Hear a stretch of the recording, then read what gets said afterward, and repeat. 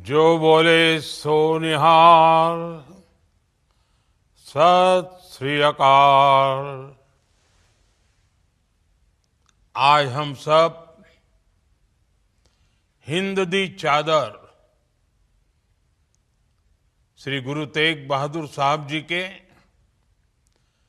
350वें शहीदी पर्व पर उनका पुण्य स्मरण कर रहे हैं।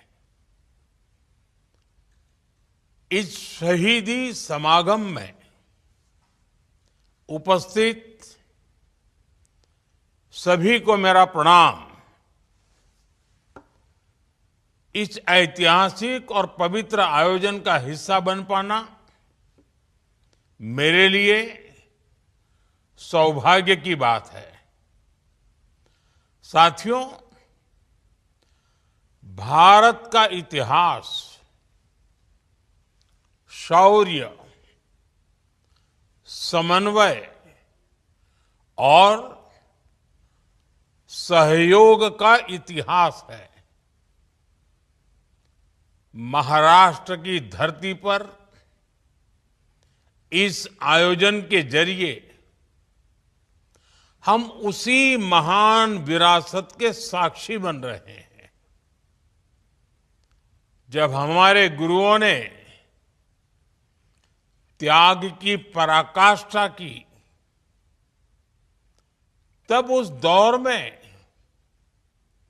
हमारी सामाजिक एकता की बहुत बड़ी भूमिका थी। हर वर्ग, हर समाज के लोगों ने हमारे गुरुओं से प्रेरणा प्राप्त की।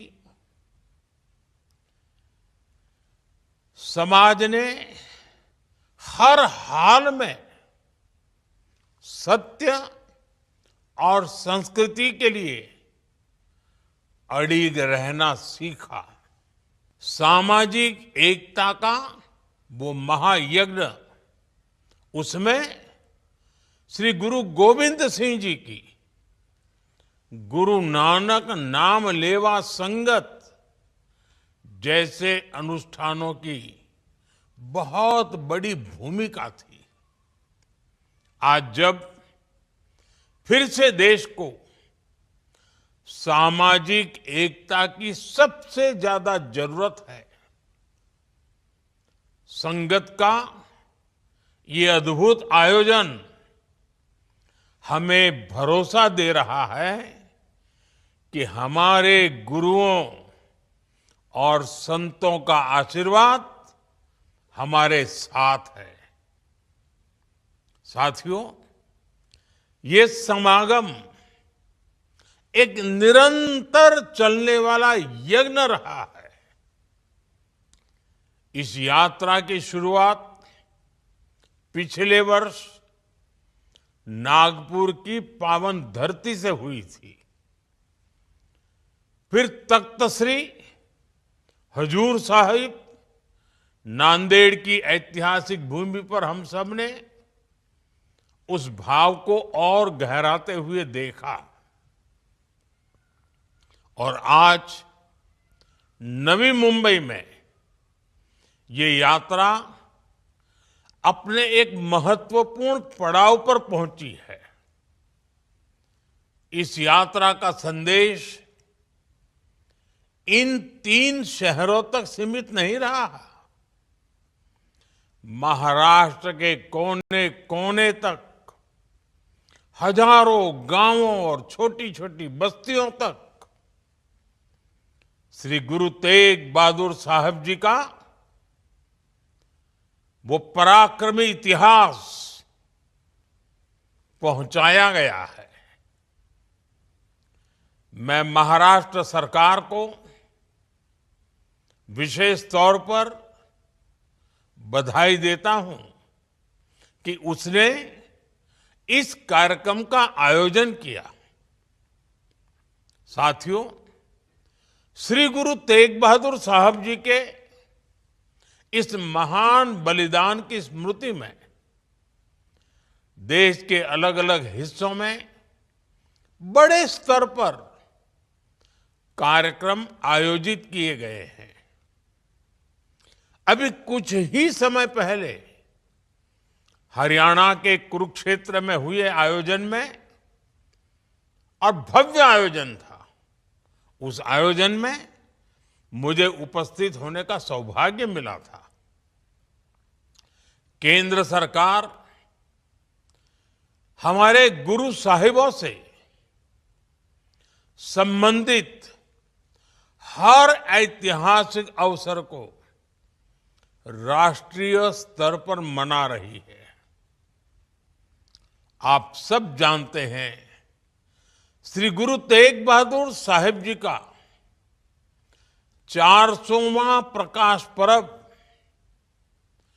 श्री गुरु तेग बहादुर जी को समर्पित स्मृति डाक टिकट और विशेष सिक्का का लोकार्पण, गुरु नानक देव जी का 550वां प्रकाश पर्व हमने हमारे गुरुओं से जुड़े हर पर्व और अवसर को पूरी श्रद्धा के साथ मनाया है। हमने साहिबजादों के सम्मान में हर साल वीर बाल दिवस मनाने की राष्ट्रीय परंपरा भी शुरू की है। साथियों, करतारपुर साहिब कॉरिडोर के निर्माण को रिकॉर्ड समय में पूरा करना, श्री हेमकुंड साहिब यात्रा के लिए नई सुविधाओं का निर्माण,